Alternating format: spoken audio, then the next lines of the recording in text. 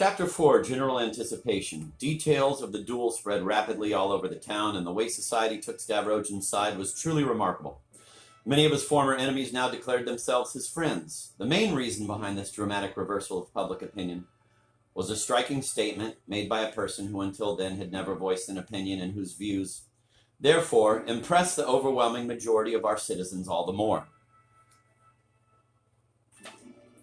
On the day after the duel, everyone who counted in the town was at the head landowner's house on the occasion of his wife's birthday.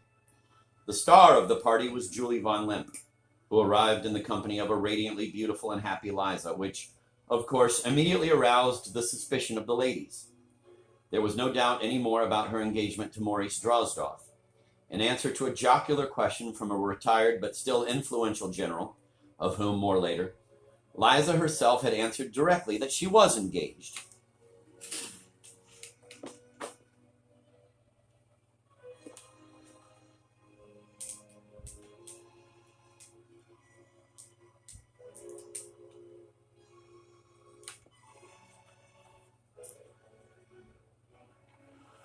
But for some reason, none of the ladies present wanted to believe in this engagement. They all stubbornly assumed that there was some family mystery behind it, something secret that had happened in Switzerland, in which, they insisted for some reason, Mrs. von Lemp had played a part.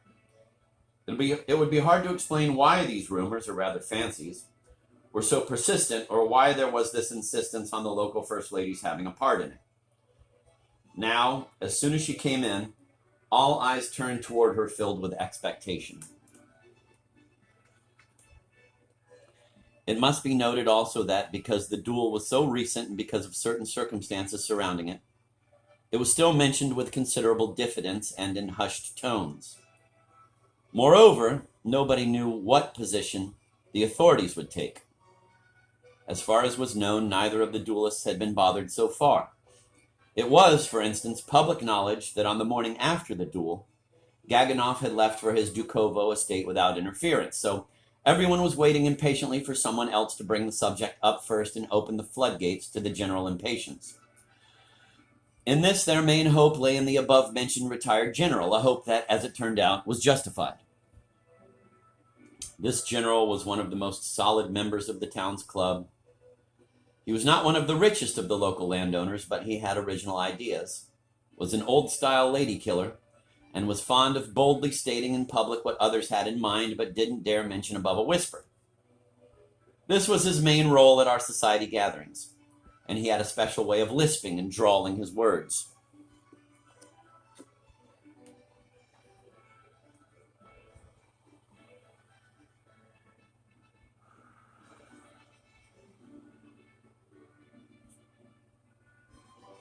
A habit he had probably picked up from Russians who had traveled abroad, or from landowners who had once been rich but had been ruined by the emancipation of the serfs, and for whom elegance of speech was an indication of their standing. Stepan Brikovinsky once quipped that the more thoroughly a landowner had been ruined, the more sweetly he lisped, and the more he drawled. He, of course, was not aware of his own noticeable drawl and lisp.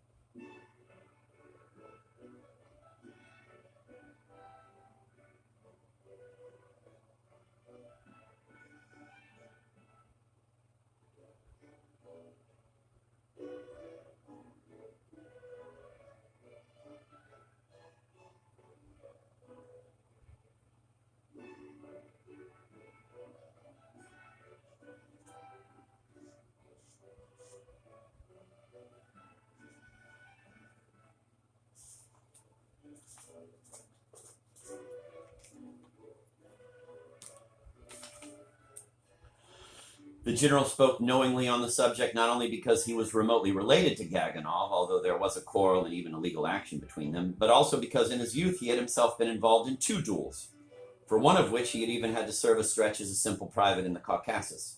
Someone mentioned that Mrs. Stavrogin had driven out again after her son's illness, commenting on the excellent matching of the 4 gray horses that pulled her carriage, which were from the Stavrogins' own stud, rather than on her personally. Suddenly, the general declared that he had come across young Stavrogin on horseback that day. Everyone immediately fell silent. The general smacked his lips and, twisting a gold snuff box, obviously a gift from some august person, in his fingers, announced unexpectedly. I'm going to reread that paragraph because I want to. The general spoke knowingly on the subject not only because he was remotely related to Gaganov, although there was a quarrel and even a legal action between them, but also because, in his youth, he had himself been involved in 2 duels, for one of which he had even had to serve a stretch as a simple private in the Caucasus. Someone mentioned that Mrs. Stavrogin had driven out again after her son's illness, commenting on the excellent matching of the 4 gray horses that pulled her carriage, which were from the Stavrogins' own stud, rather than on her personally. I don't think I've ever noticed that before. So again, just like people talking about how nice somebody's car is, they're talking about how nice the matching of her horses were. And again, like, the horses are an accessory, you know. It's a carriage and horses, but the horses, they match the carriage well. They're just a fucking, like, the machine that drives the car.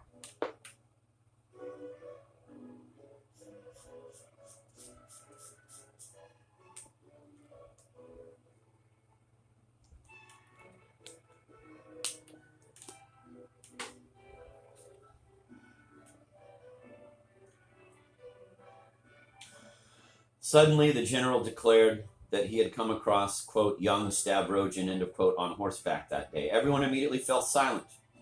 The general smacked his lips and, twisting a gold snuff box, obviously a gift from some august person, in his fingers, announced unexpectedly, I'm really sorry I wasn't here a few years ago. I mean, I was in Carlsbad at the time. I'm very interested in that young man. I heard so much about him when I came back that time. Now, is there any truth in the story that he's insane? Some people claim so then. Then, recently, I heard that some student insulted him in front of some female relatives of his, and that he crawled under the table. And now Stepan Sysotsky has just told me that Stavrogin fought a duel with that fellow Gaganov. Seems he challenged him with the sole objective of offering his head as a target to an enraged man, just in order to be left alone by him. That's a throwback to the traditions of the Guards in the 1820s. Does he have any friends around here with whom he maintains relations? The general stopped talking as though waiting for an answer. The gates for the expression of public opinion were unlocked. What could be simpler? The governor's wife said suddenly and loudly, irritated by the fact that all eyes, as if following a command, had suddenly turned toward her. Is it really so surprising that Stavrogin fought Gaganov, but did nothing about the student? After all, he couldn't challenge a former serf of his to a duel, could he?